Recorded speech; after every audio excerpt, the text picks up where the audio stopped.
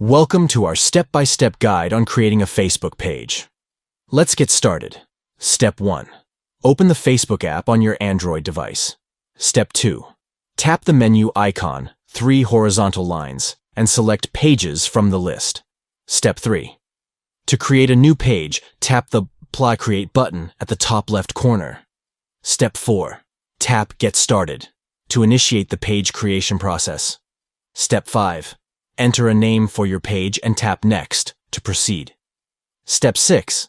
Select up to 3 categories that align with your page and tap Next. Step 7.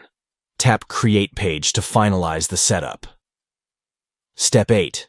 Describe your goals for the page and tap Continue. Step 9. Follow the prompts and tap Next. Step 10. Review the options presented and tap Done to complete the creation of your Facebook page. By following these straightforward steps, you can establish a new Facebook page to represent your brand, business, or interests. Share your story, connect with your audience, and showcase your content effectively through your newly created page. Thank you for watching. We hope this guide has been informative in explaining how to create a Facebook page.